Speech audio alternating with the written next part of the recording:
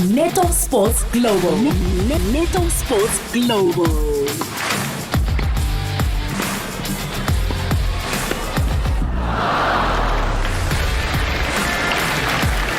Hashtag NSG. Oh, it's way. You'll never see anything like this ever again.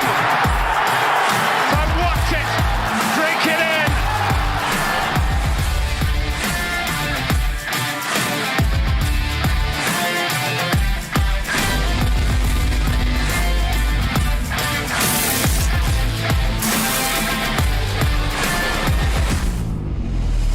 Remember to like and subscribe.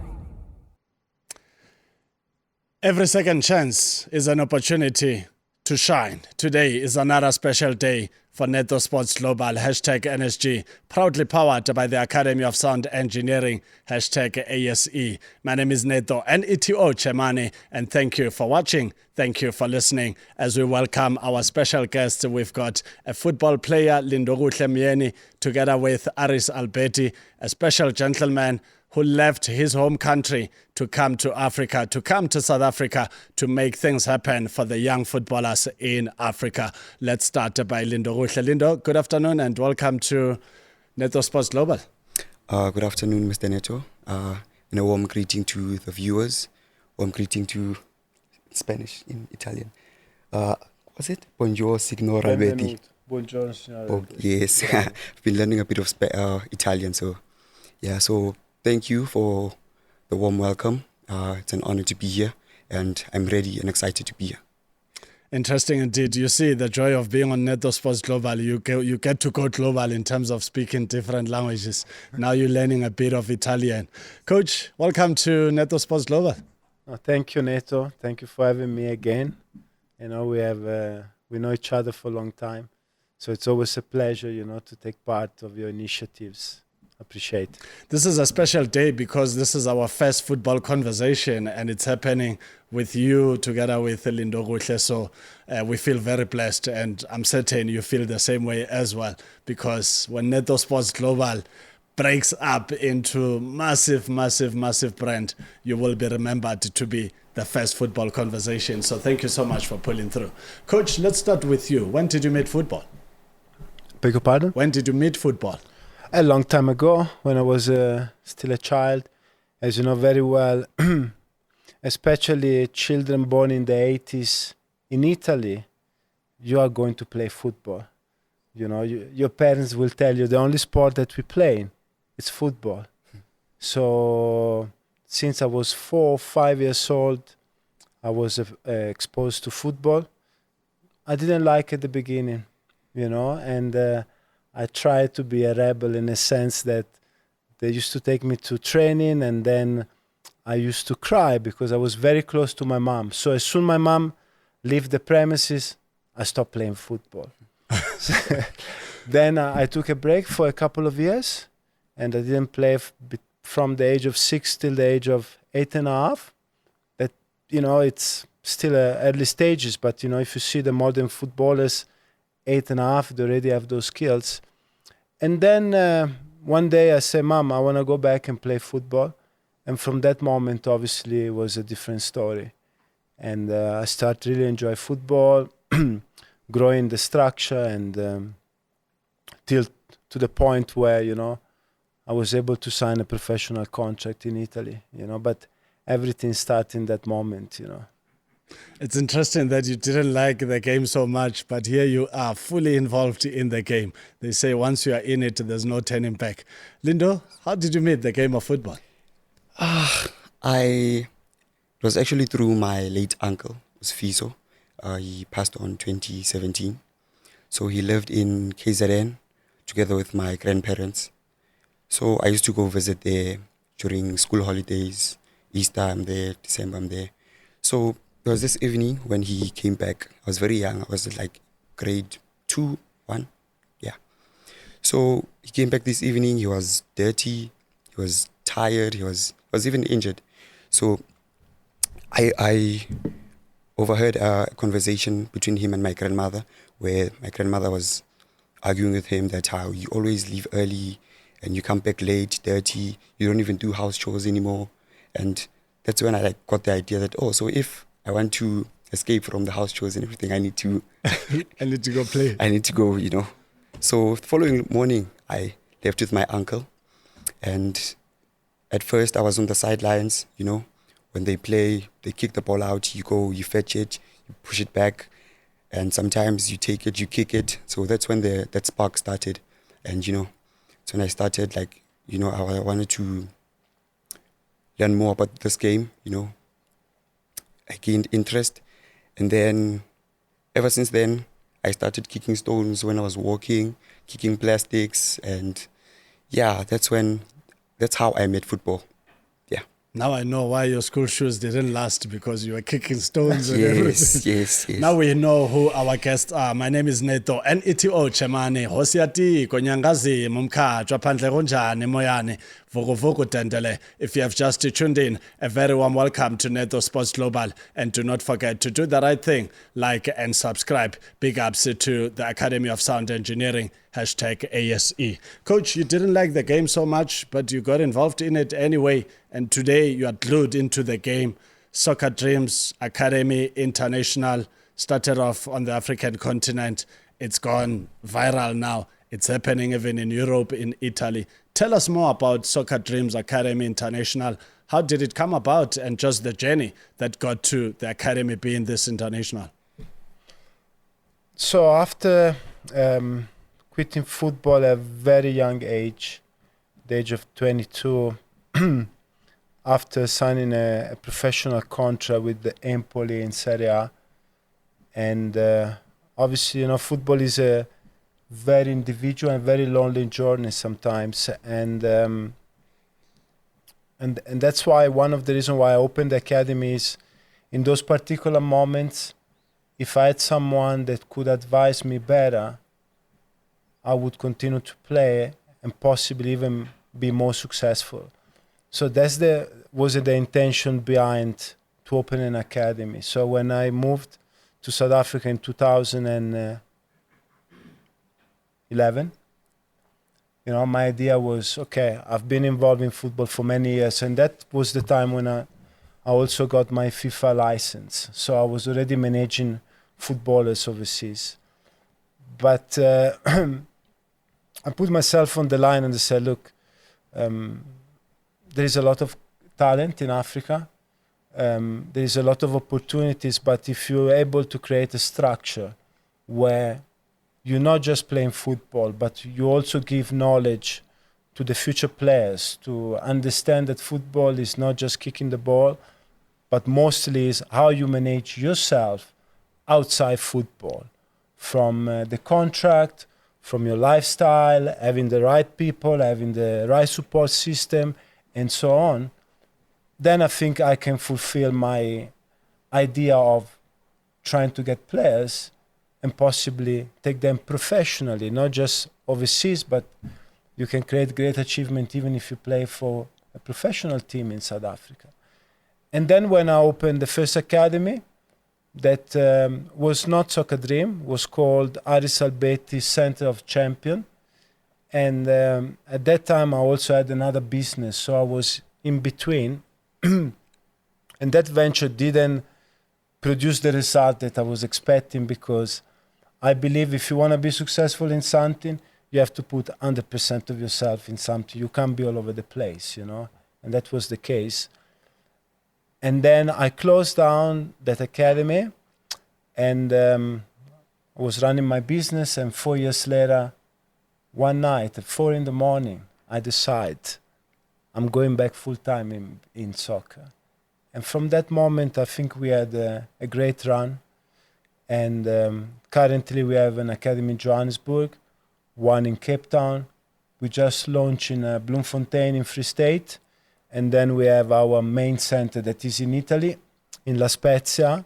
La Spezia is known for football, but because you have all these beautiful areas called Cinque Terre that goes to Genova and Portofino, you know, all the famous actors and actors, and everybody goes there during summer. So, but in that beautiful space, we also have our academy.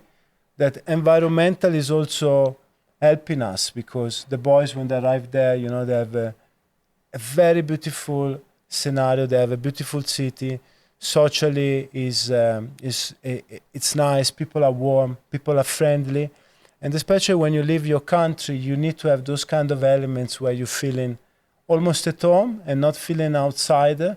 So we all took in consideration all these things before we decided to open in La Spezia. And it's been a journey, and we're still growing. We still have a lot of projects coming our way. Wow, super exciting indeed. 4 a.m. is the best time to be sleeping. That's where I know. the sleep is more enjoyable. You've gone through all the nightmares. Now you've finally caught your good sleep, and you were up and you said full time into football. Yes, it's life is about moments of revelations, and you never know when they're coming. I think sometimes people are too close in their routines, and sometimes they don't understand when they get in that state flow where you have to get as much as possible. Just to say to Lindokuhle, something that I do when I travel, I don't sleep on the planes. The reason is normally inside the planes you have more oxygen, so your brain receives more oxygen. So technically you are more inspired and more proactive in sense of having ideas or creating things for yourself. So we're trying to apply those things and enjoy the momentum sometimes. Even if it's a 14-hour flight. We don't sleep. Linda, let's bring you back to the conversation. Before, when I met you, you hadn't joined Soccer Dream Academy. You were still with Power Soccer Schools Academy. And it's good to see, Coach, that football gets you to meet different people. When he was with Power Soccer Schools Academy, he was under Coach Marshall from Gabon, and look at him now. He's under Soccer Dream Academy, under your mentorship, and you are from Italy, and that makes the game a global game. Talk to us about your days at Power Soccer Schools Academy and your current days at Soccer Dream Academy. Okay, so Power Soccer School Academy I joined in 2020 during COVID. And it was a bit tough because we couldn't go to training every single day like I do now at Soccer Dream. It was hard for us to get there. When we were there, we were advised to play with masks. We were advised not to touch each other, so we didn't enjoy the game as much. But the experience was nice. The coach was good, and Then with Soccer Dream now, I think I would say it's the best clubs that I've joined because it has grown me as a player, changed my game, my mindset has changed. I'm disciplined, I focus. Mr. Albetti always keeps us on track, tells us what to do and what not to do every day with the videos that he takes on Instagram and TikTok. And and I'm grateful for that. So. And your jersey is written, I only need one chance. Yes. Tell us about what it means, what that slogan means to Lindokuhle Myeni. I only need one chance. Okay, so as it says, I think it's straightforward. I've been fighting my whole life to get just that chance to showcase my talent to the world.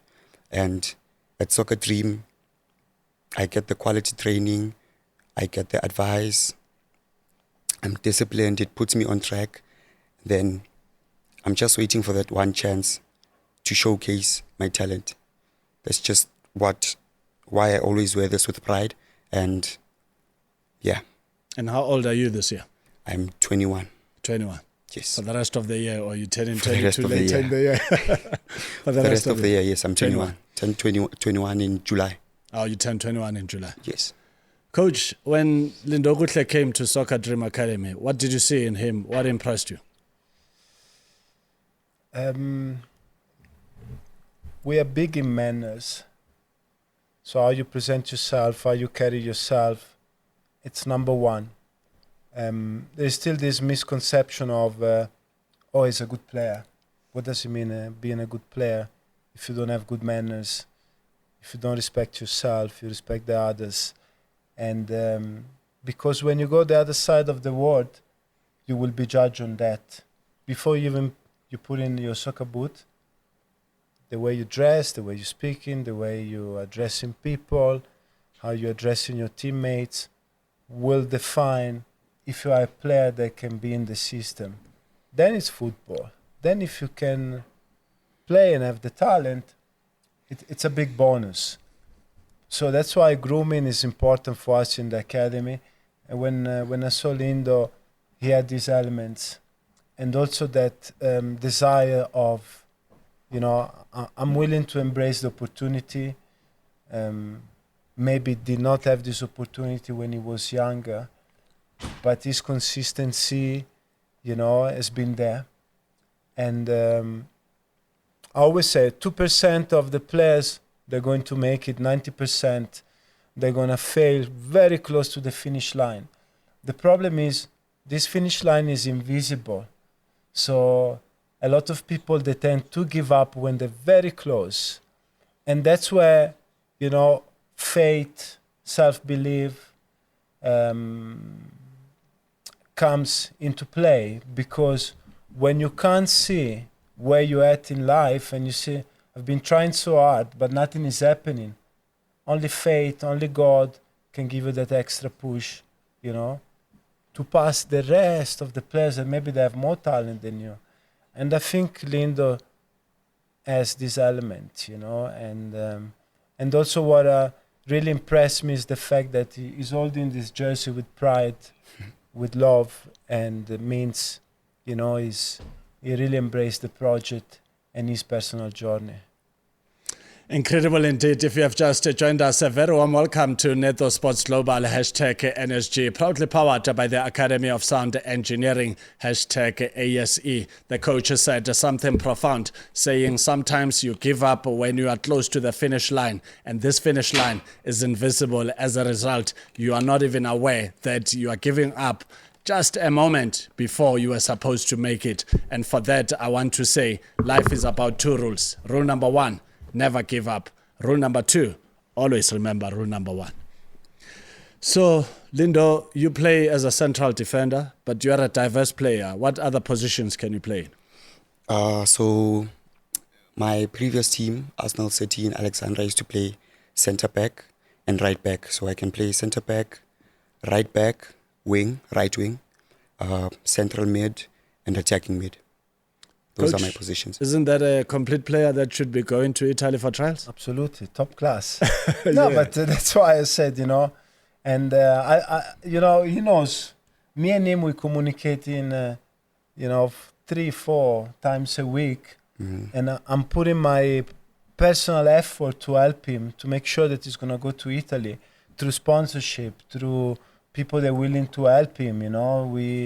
We are pushing because I know he has a big chance, and I know he's gonna make it. So, Lindo, if the billionaires of this continent, the billionaires of this country, or even the Minister of Sport, Arts and Culture, Gayton McKenzie, is listening to you right now and wants to know why he should break the bank to make it possible for you to go to Italy for trials, what would you like to say to him and the possible sponsors out there? Okay, firstly, besides me, I would like to say that I heard that Gayton McKenzie, he wants to spend about 82k to bring VAR into South Africa. So that really got into my mind, and I was thinking to myself that what if this money that is taken and put into the VAR, why don't they take this money and invest it into our grassroots level, LFA, SAP. I mean, most of the teams in SAP don't even have sponsors, and so let's do that. I would love for us to do that, because now it's hard for us. We get chances late, and whereas we didn't get the proper training and proper facilities back then. So firstly, I would like to fix my country first. That we fix that, and then of course I would love for him to help me get to Italy and go there and play my football, showcase my talent. I like the fact that you are a nation builder. It's not just about you, Yes. but You know, you're talking on behalf of other young footballers out there. And it's a good point that you are making, because development is not an event. It's a journey, you know. You spend what you spend on VAR, but if you still have a shaky ground in terms of development, then you still have challenges. You'll have the VAR facilities and not have future stars to utilize these VAR facilities. So good point right there, Lindo. Coach, areas of improvement for Lindokuhle. At 21, I'm certain he just can't wait for that break, and that break will go well with a good inspiration and good mentorship. So he knows at the back of his head that I'm a diverse player, I can play in this position and that position. But there's always that wise word that says improve on 1, 2, 3. And that does not happen overnight. He still needs to work on it. No, absolutely. And, you know, through the experience, what I've realized is you can improve in certain areas. But, you know, the real growth is when you are in their system, in their football, in their style, in their coaching, in their daily training. With all my boys that at the moment are successful in Italy, and like I say, I mentioned to you, we have a couple of boys. There is a Serie A and a Serie B team. They want to sign them. The real improvement was getting into their system, training consistently in that environment, and then the quality will rise. From the South African perspective, our job is to prepare them to that kind of style of football. And especially, as you know very well, European football is very tactical, especially Italy. You know, if you want speed, go to Premier League. If you want technique, go to Spain. If you want tactical football, go to Italy.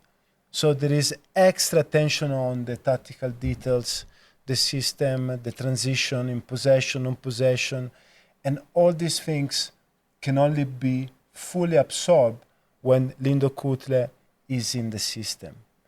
At the moment, you know, we just sharpen his skills, his passing, his receive, but most important, you know, and I was watching an interview of Tom Brady, and he said, look, our NFL players physically way better than us when we were playing.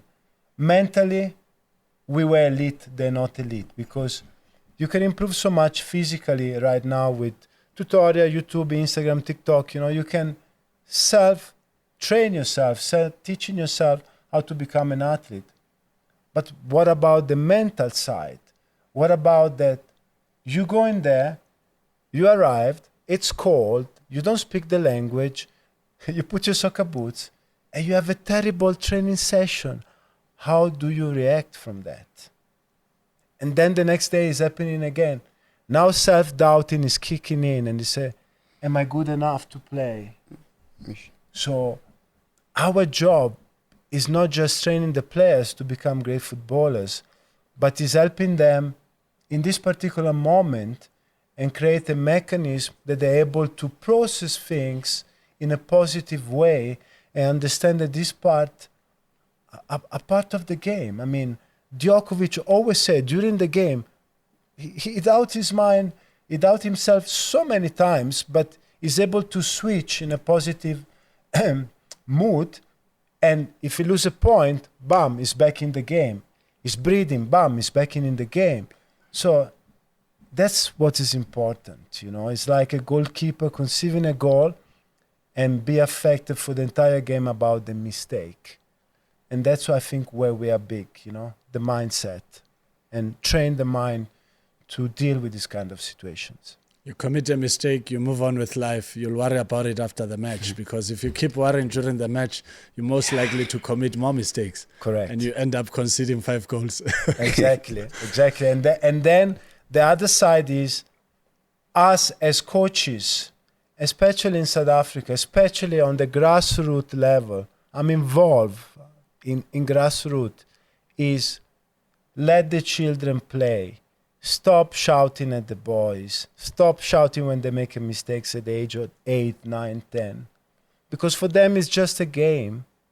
And, you know, you don't want to ruin this happiness, because, like I said, 1-2% of these boys that will become pro. The rest will be beautiful memories with their friends, with their parents watching them doing something that they enjoy. That's all. So we all need to relax, breathe, and let the children play. And as like Lindokuhle, you know, he knows what to do, what he does. We just need to instill the confidence and give him that support system to help him, you know, to go through difficult moments. So, Lindo, if it was up to you, you wake up one morning and you see names of teams to choose from, a team you would like to play for. Which team would it be from that list? Overseas. Yeah. England, I think, but for sure go with Manchester City. Yeah. And if it's in Africa? Africa. Let's see. No, I'll go with Mamelodi Sundowns. Mamelodi Sundowns. Yeah. Were those obvious choices, Coach? I mean, Or is these choices? no, I think it's based on the style of playing. I think because if you see Yes. Manchester City and Sundowns, the way they control the game through possession, I think there is a common denominator. So I think it's more that than, you know, the badge. I guess. Yes. Interesting indeed. And having heard what the coach was saying, talking about good manners, you could be a good player all you want, but with bad manners, with lack of respect, with no discipline, you could just, you know, ruin your own future because of the way you behave. How do you introspect, self-introspection? What do you look at and what do you think you have to improve on? What do I have to improve in?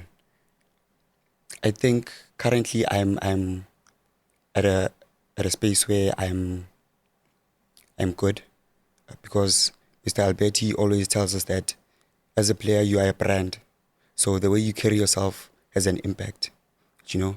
So I've tried my best to like act right, on social media, behave right, correct, and speak to people with respect, no matter if the person is above you or below you. You just need to remain humble and respect. How did you meet your girlfriend?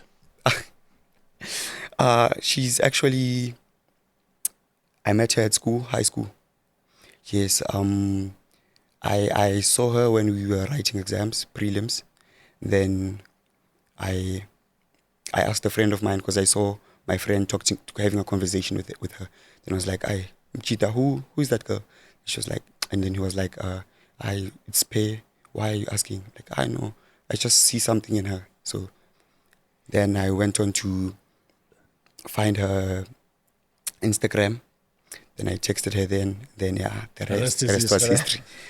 Hey, yeah, love is powerful. You meet someone before exams and you postpone exams because No, you not saw really a beautiful postponed. flower.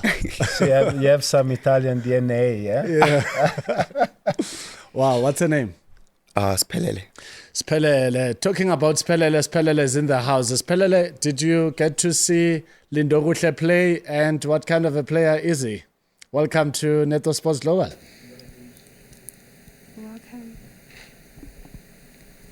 Welcome. Yeah, you can speak. I can hear you. Oh, let him help you with the mic there.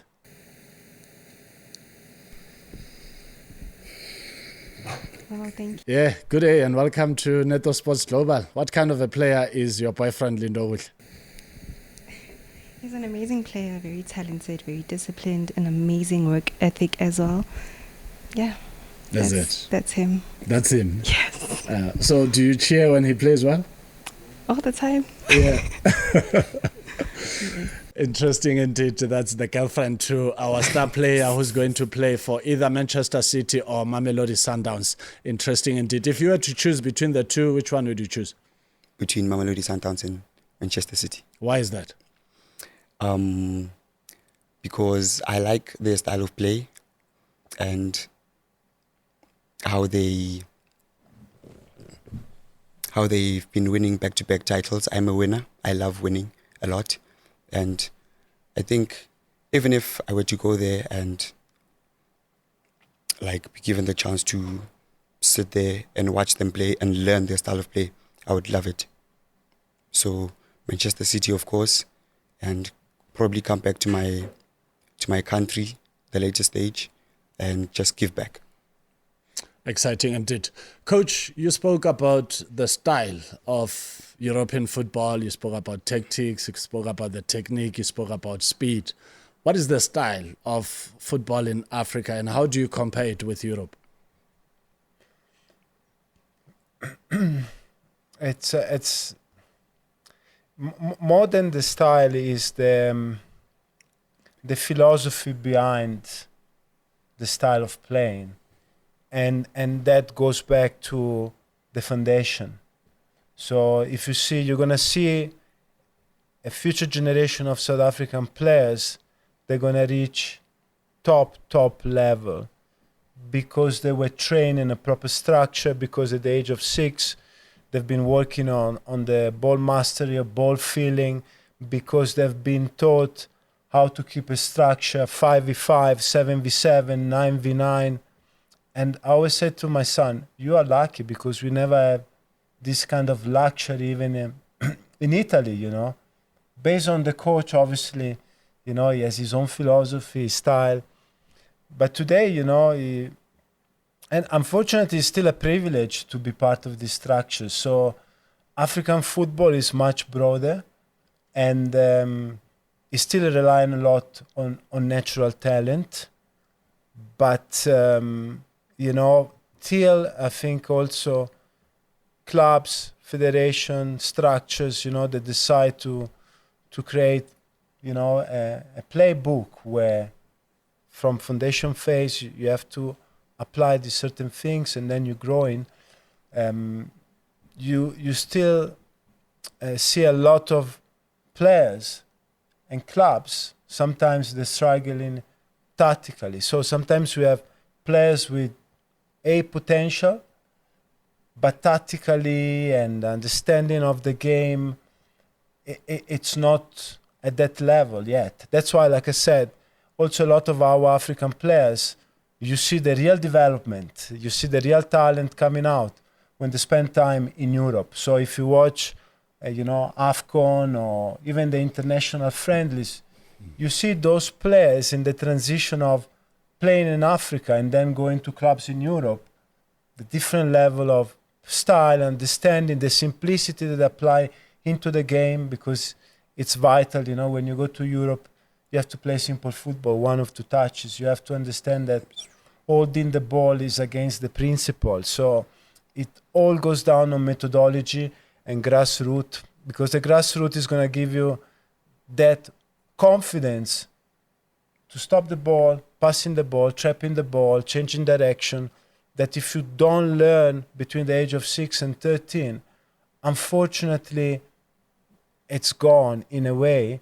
But then you have certain natural players, you know, they were born with it, you know. And I'm not just referring to Messi. We have a lot of African players, they naturally they're talented, you know. They just have it.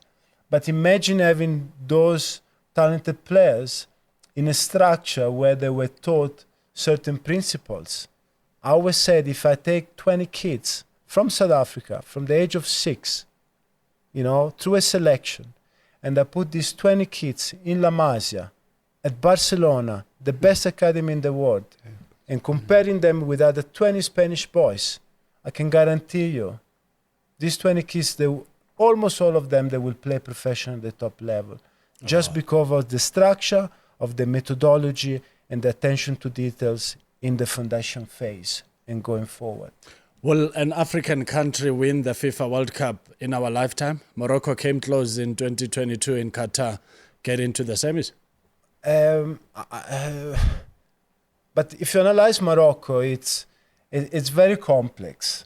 Because if you analyze that squad that finished third during the Qatar World Cup, Hakimi was born in Spain. I think 85% of the players, or they play in Europe, or the families relocated in Europe when they were children. So what they have as Moroccan, obviously, is the heritage, is the passport, but their football development is from Europe.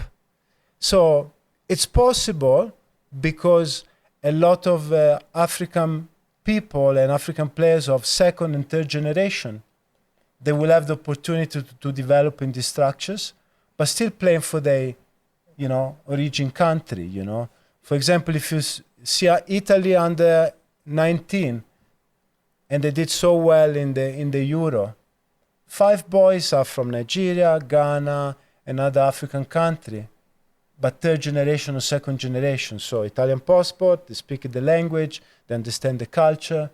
So it's possible, but now the biggest question is, if you watch the France national team, most of the players, the federation want these players to play for France and not playing for their own country where they're coming from. So there is also a lot of dynamics, but I think we're going to get closer. Who knows, Yeah, because a lot of people, they politicize it and say Africa has won the World Cup in French colors. So it is an exciting conversation. Yeah. And your home country, Italy, what's going on there? Neto, sometimes I speak to my former colleagues, people that we play together or against, and some of them say, look, Aris, if you were playing today, you would play Serie A. Yeah. Definitely. And, it's a joke, but, the football in Italy in the late 90s, early 2000, when I used to play, was a different level.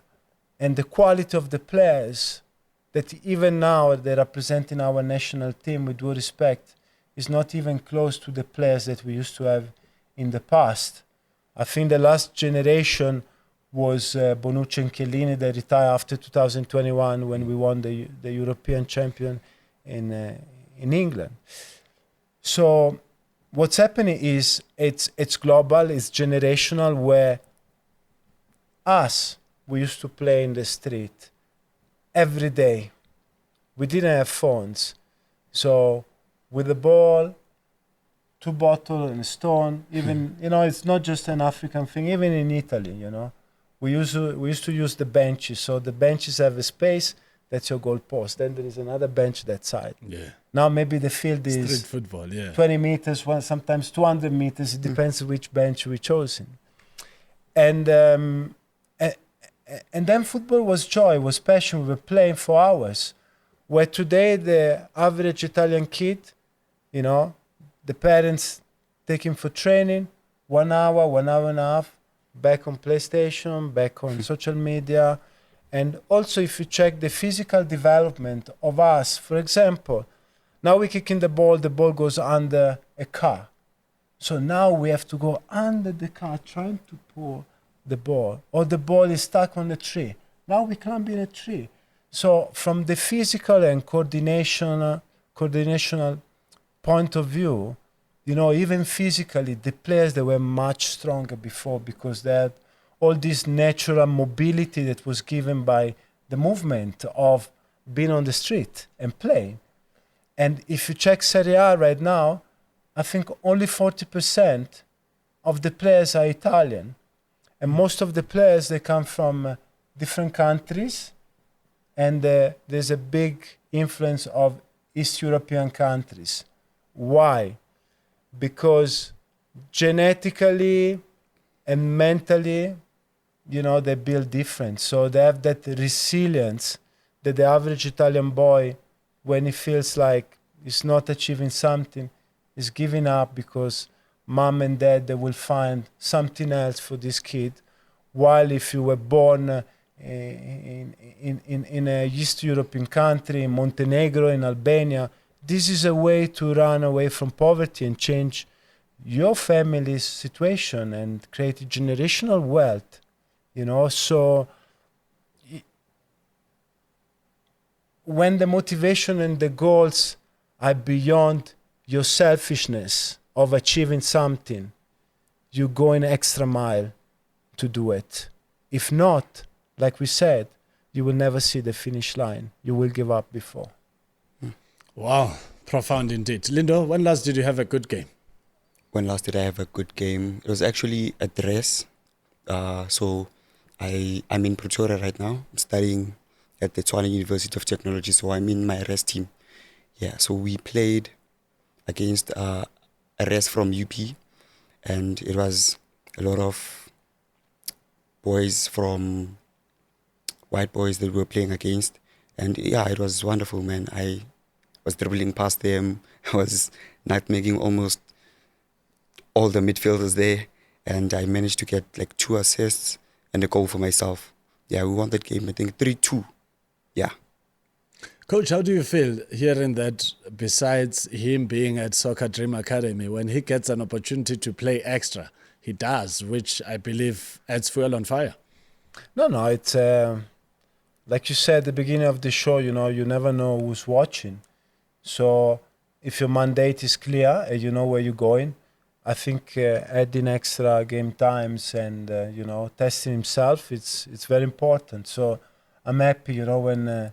you know, I know he's a cheeky player, so when he say numtag, and I'm happy to hear that, you know, because the element of fun always have to be, you know, in his style of playing and enjoy every moment. South African players naturally like to dribble, but European coaches are always not in favor of that, provided you dribble, provided you are mobile. You don't dribble in one position and not moving forward because every second counts. Your thoughts on dribbling and dribbling while moving with the ball? No, it's, you know, sometimes I go on YouTube and I watch, you know, our local Kazi tournaments. And, you know, it's unbelievable because we have so much support and millions of views from all over the world, you know, where influencers, YouTubers, they do, you know, special episode about, you know, the Phillies games and all these guys. And, you know, at the end, you have to separate, you know, those kind of events where it's a show. So you go in there to showcase your pure skills. And remember, the crowd are going there to watch you doing these things. So you know, there is nothing wrong with that. With regards to do it without moving forward is something that you have to learn how to manage it. You know, here we have a lot of creativity, while in Europe, many players they lost, and many kids they lost that creativity when you're on the wing, trying to pass your man, be creative, you know, because of the systematic kind of philosophy of the game that now has to be in a structure, you know. And he was mentioning Manchester City, and you know, with Pep, if you don't cope in the structure, you don't move in specific area of the field, you know, you're not gonna work for his system, you know. And Thierry explained very well in an interview when he was at Barcelona that he decided to switch from the right and going to the left. The ball went to the left, he received the ball, he scored a goal. And what Pep did, he substituted him just to say, you're not bigger than my structure. Yeah. You know? What are you doing there? What are you doing there? Regardless of Coach, the but I goal. score a goal. Yeah. It's, you know, you're sending the wrong message to the other 10 players. And that's what he wanted to avoid. So I think you have to mix. I think where African players, they have a plus in Europe is they bring that kind of flavor and that creativity and that freedom of expression that is important. You know, if you think about a player like Neymar, why we love Neymar or Ronaldinho? Because sometimes they also do unnecessary things that make us dream. That football is also magic, is, you know, moment of craziness and happiness, you know. Wow. Lindo, any player that you look up to?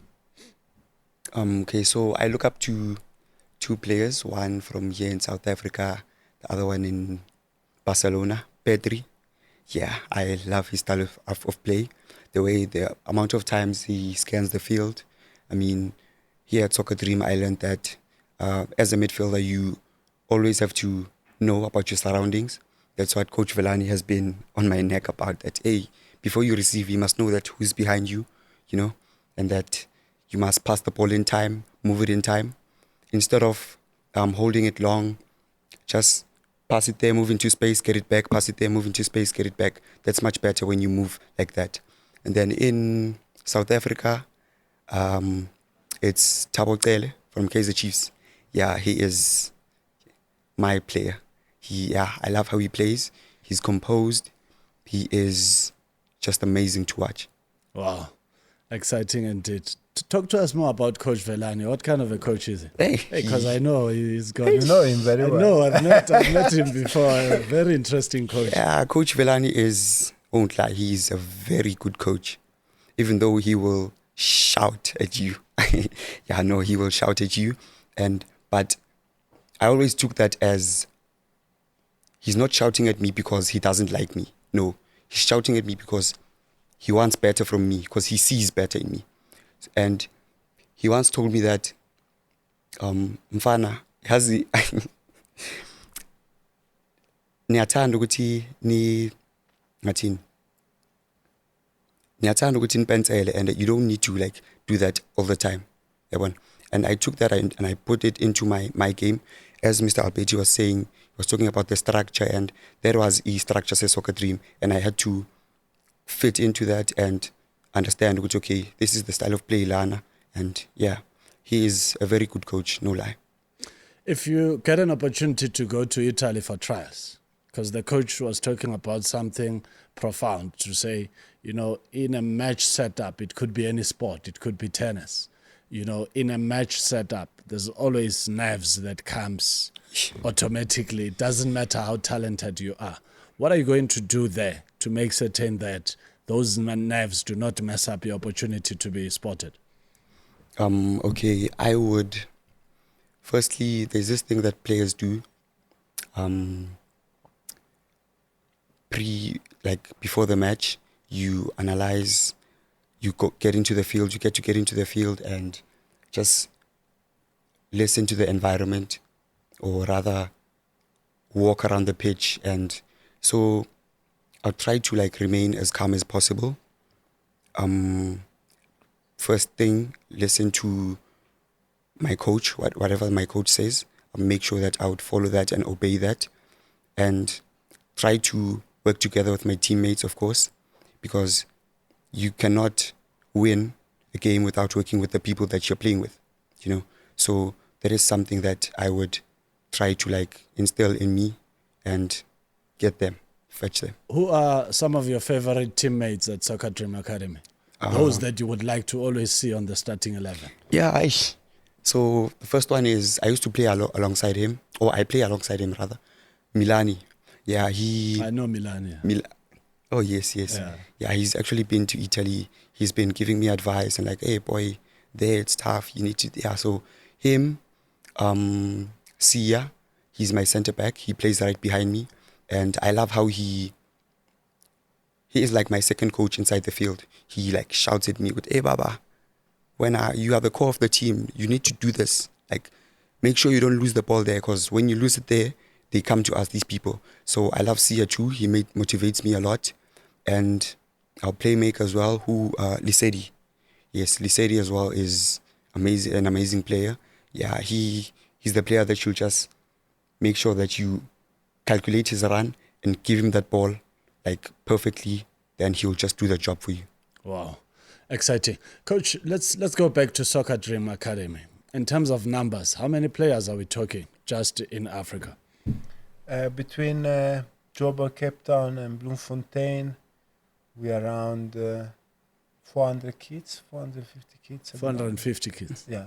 Different age groups? Different age group from 6 till the first team, that is under 21 for us. We don't play anyone over 21 in our first team. And in Italy? Italy is more a boutique academy, because we built a partnership with a football academy called Canaletto Sepol. By the way, Canaletto was the first club of Gianluigi Buffon. And recently, Zaniolo from, I think he plays in Turkey now. I think he was at West Ham last year, Atalanta. And they have 650 kids in that academy. And so basically it's our support system. So all our players are going through their academy, and then we run the residential program that basically is, besides training with this club, they also get in individual training with our UEFA B and UEFA A coaches. And from there, obviously, you know, our network of scout and clubs, obviously, we let the players go into different experience and opportunity outside these structures. Has there been a moment, or it's still coming, where you get to see those in Italy playing against those in South Africa? Future plans? We try, you know, but okay. There is two things. One is, at the moment I have a couple of players, they're almost there to sign a big contract.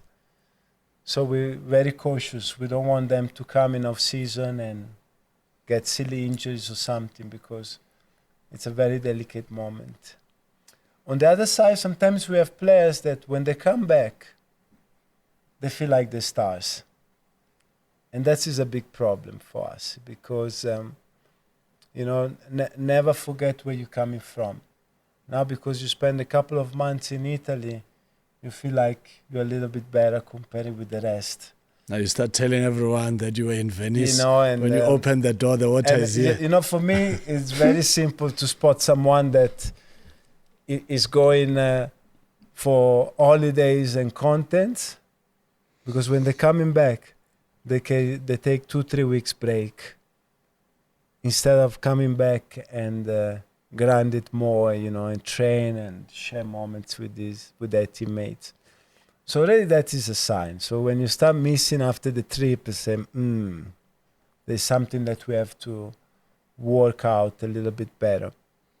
But normally, yes, for instance, we had a situation where, you know, we had 20 players going for a tour. They came back and played the league, and you could see the difference in their approach at the game and their mindset, you know, because they were inspired by this opportunity. And more, we always say to the boys, no matter your success, you have to come back and transfer and give back, like Lindo said, to the next generation of players that maybe they are at the early stages where you were dreaming to go to Italy, but you haven't been there yet, and you push in. And now you have an example in front of you, and that's the moment where you say, boy, you can do it, you know. You can be me, you can be better than me. You know, you just need to do A, B, C. And mentorship is so important. That's why I say no matter where you're going, you know, stay humble and trying to give back to the people, you know, that can go there as well with you. Wow. Amazing indeed.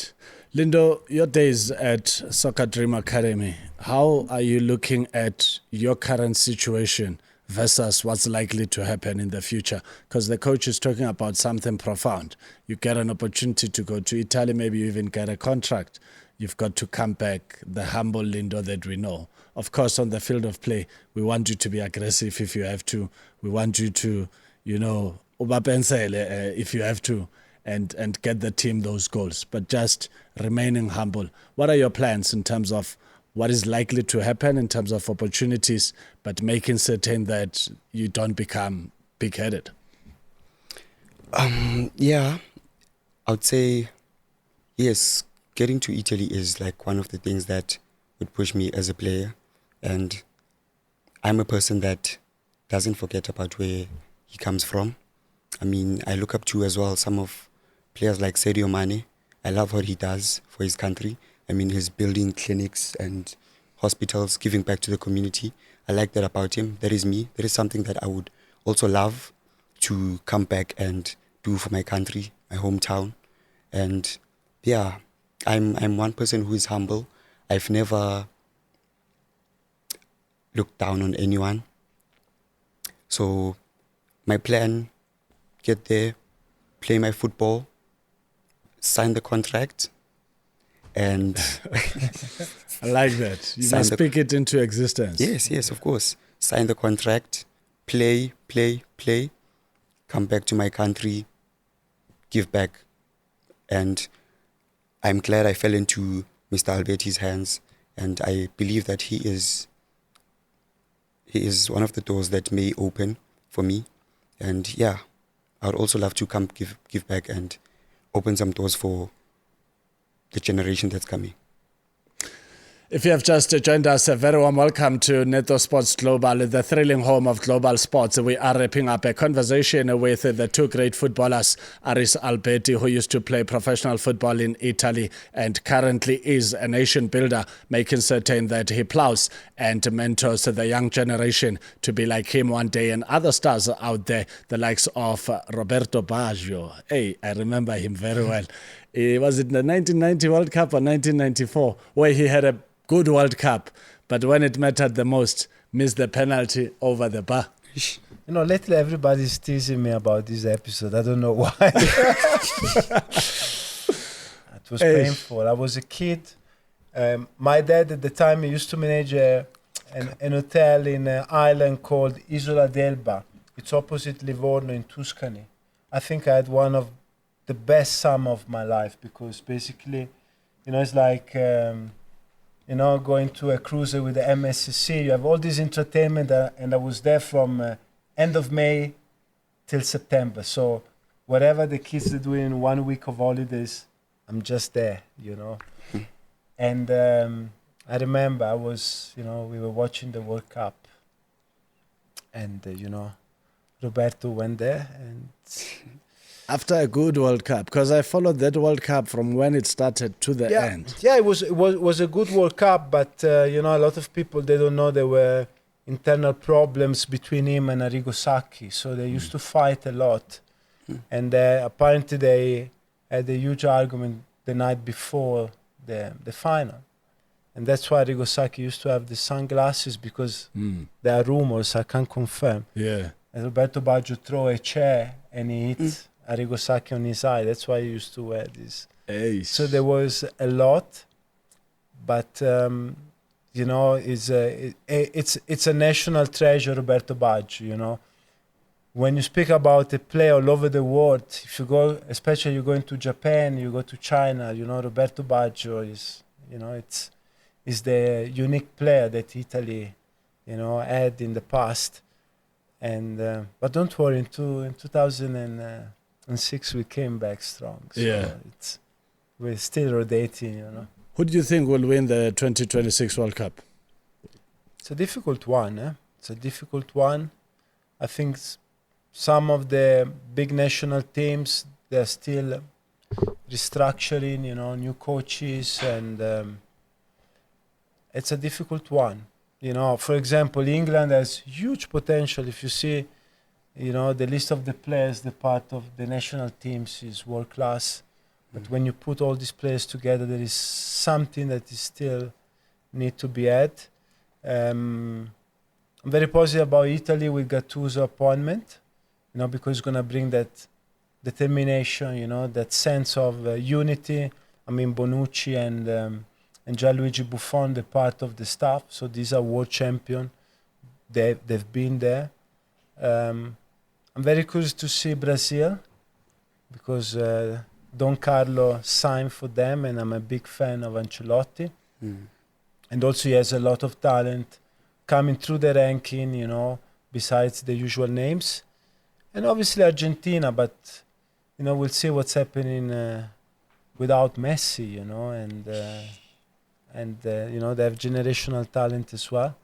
So I think these teams, you know, they have a big chance, you know, and Portugal, obviously, for the CR7 lovers, you know, I have to put it. You know, I used to think you know your football, but I'm disappointed you're not mentioning Bafana. Oh, well, we have we have a chance to qualify. I think we have to go step by step. Yeah. I think also qualifying will bring something new that, you know, we experienced in 2010. But that also tells you the growth of our players, and they can stand international in any game, in any situation, because most of the players, obviously, through, you know, the big three, they had the opportunity to play a lot of CAF Champions League. And you can see, you know, in those moments, the experience and having the luxury to have been in this situation, you know, when you see players playing in Egypt against Al Ahly, and you have 70,000 people against you. It's hot, it's humid, and we proved that we can play at the highest stages in Africa, and I think also in the world. So why not? Let's put Bafana on the list. Yeah, on the list. Exciting indeed. Lindo, your final word? Yeah, I'd like to say thank you first to Mr. Albetti for giving me this wonderful opportunity, and the academy as well has done a lot for me. I'm a changed player. I have a different mindset. I dedicate myself. So all of that thanks to Soccer Dream, and of course a wonderful shout out to my mom, who has been behind me every single way, not giving up on this dream. Sometimes she used to, sometimes when you do something for long, parents tend to like, hey, mfana kanti why usaqhubeka but she kept on having that hope in me. And one thing I would like to say is, please hold on. I promise you I'll do great one day. And yeah. Before we get the final comment from the coach, so when you walked in at different times, and there's something that I've spotted. One between the two of you stepped on a gum, and I don't think you are aware. Do you think it's you, Lindo? No. You don't think it's you, No, coach? I think it's Lindo. You think it's Lindo? Absolutely. Do you want to check? Maybe the gum is still there. Is it there? No, it's not It's you. me. It's you. Why see- did you tell me before? You see how observant I am. No, I kept the best moment for the closing moment of Beautiful. NSG. I mean, it couldn't be me. I'm a scanner. I'm a midfielder, so Yeah. I know You about can my see I used to surroundings. play striker, Yeah. We're just focusing on the goal. So yeah. Coach, as we say goodbye, the great goal that you once scored as you played as a striker.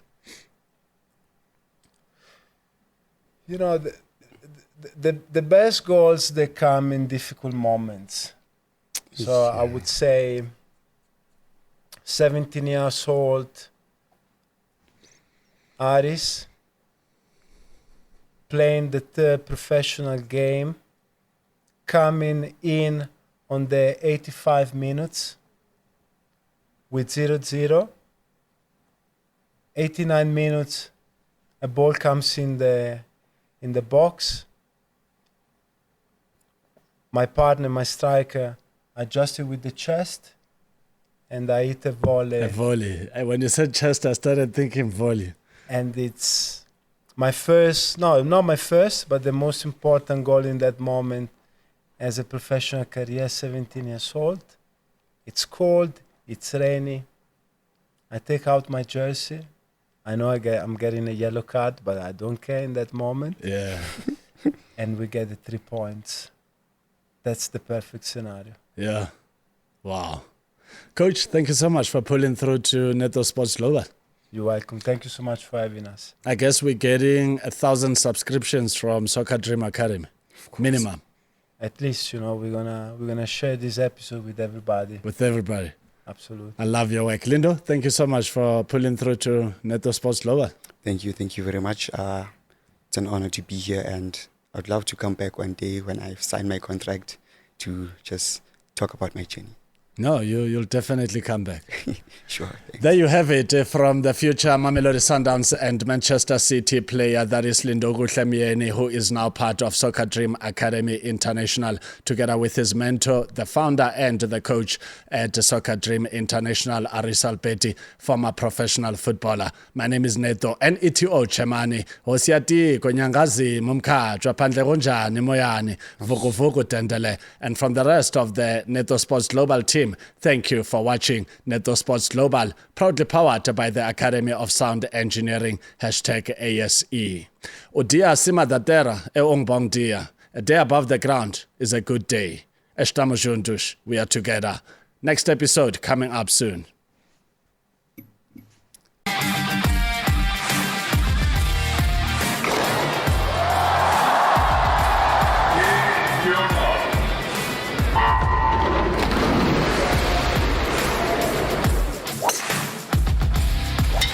NetoSportsGlobal. NetoSportsGlobal.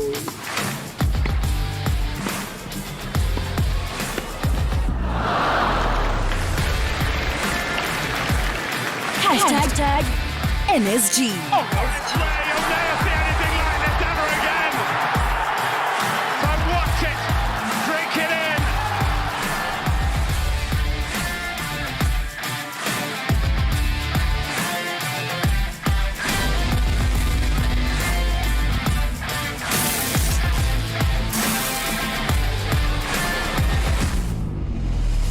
Remember to like and subscribe.